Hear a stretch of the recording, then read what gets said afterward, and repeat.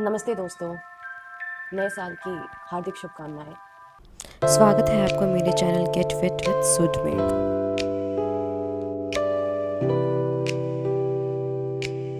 इस नए साल का बदलता हुआ मिजाज और बदलता हुआ मौसम, जिसके कारण हम कई लोग सर्दी जुकाम का शिकार होते हैं। जैसा कि आप मेरी आवाज़ से समझ सकते हैं, मैं भी अभी सर्दी जुकाम का शिकार बन चुकी हूँ।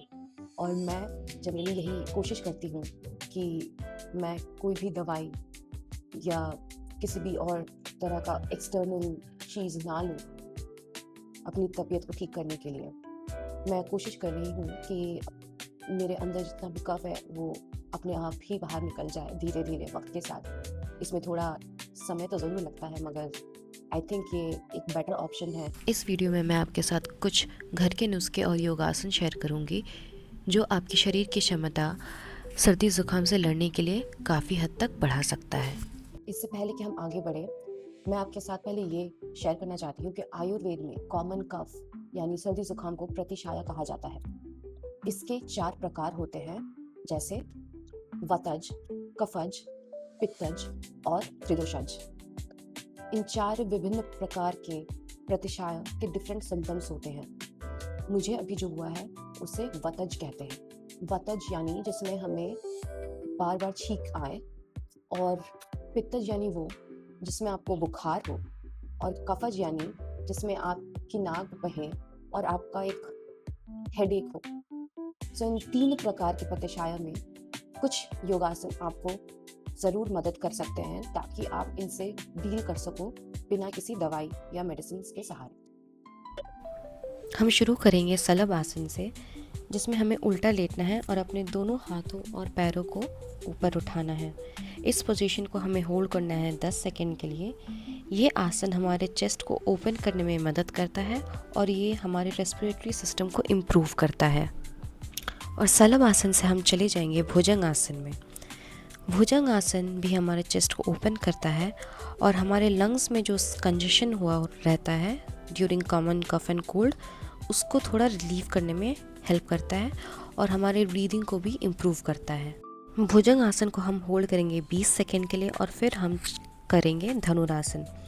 पिछले दोनों आसनों की तरह ये भी हमारे चेस्ट को एक्सपैंड करता है और हमारे रेस्पिरेटरी सिस्टम को इम्प्रूव करता है, जो हमें जो कंजेशन होता है उसको रिलीव करने में हमारी मदद करता है।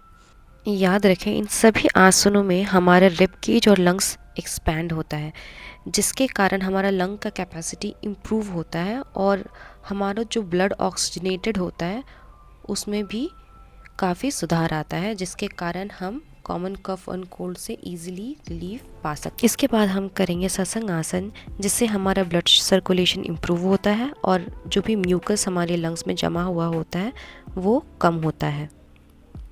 इस आसन से हमारा थ्रोट भी टोन्ड एंड स्ट्रेच्ड होता है, जो किसी भी तरह का जो सोरनेस होता है हमारे थ्रोट में during common cough and cold वो कम होता है। इसके बाद हम करेंगे कपालभाति, जो हमारे रेस्पिरेटरी पैसेजेस को क्लियर करने में मदद करता है और टॉक्सिन्स को हमारे बॉडी से बाहर निकालने में भी इसका काफ़ी बड़ा योगदान होता है।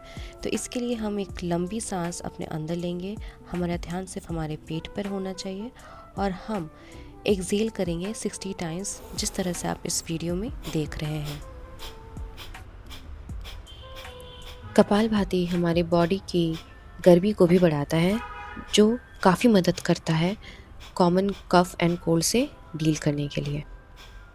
चलिए अब आते हैं उन छोटी मोटी घर की नुस्खियों की तरफ, जिसे मैं भी यूज़ कर रही हूँ अपने लाइफ में। जैसे अपने नोज़ पे, अपने नाक पे मैं विक्स लगा रही हूँ। उसके अलावा मैं स्टीम ले रही हूँ, उसमें थोड़ा सा विक्स डालकर, और उसके साथ मैं कोशिश कर रही हूँ कि मैं कंटिन्यूसली गर्म पानी ही पीऊँ। बहुत ज़्यादा गर्म नहीं, मगर जिसे कहते हैं ना ल्यूक वार्म वाटर, मैं वो लेने की कोशिश कर रही हूँ। मैं मसाला चाय लेने की कोशिश करूँ, और अगर मुझे चाय नहीं लेना है, सपोज़ मुझे मन नहीं कर रहा है, तो उस टाइम मैं अदरक और काली मिर्च के दानों के साथ पानी को उबाल रही हूँ। और अगर आप चाहें तो आप उस काढ़े में लाइम जूस यानी लेमन का जूस, नींबू का जो जूस होता है वो भी आप डाल सकते हो, क्योंकि इसमें विटामिन सी होता है, वो आपकी इम्यूनिटी को बूस्ट करने में हेल्प करता है। और आप टेस्ट के लिए थोड़ा सा 1 चम्मच हनी भी डाल सकते हो। उसके अलावा आप घर का खाना जो भी है वो खा सकते हो। मैं बस आपको यही सजेशन दूंगी कि आप बाहर का खाना इस टाइम थोड़ा सा अवॉइड करें, ताकि आप जल्दी से रिकवर कर पाएँ। एंड इस टाइम आप ख्याल रखिए कि आप ठंड से जितनी दूर रह सकते हैं आप उतनी ही दूर रहें। ठंडा खाना, ठंडी हवा, हर चीज़ जो भी ठंडी है आप उससे दूर रहने की कोशिश करें। आशा करती हूँ कि ये वीडियो आपके काम ज़रूर आएगा। अगर आपको मेरी ये वीडियो पसंद आई तो please like, share and subscribe करना ना भूलें। नमस्कार।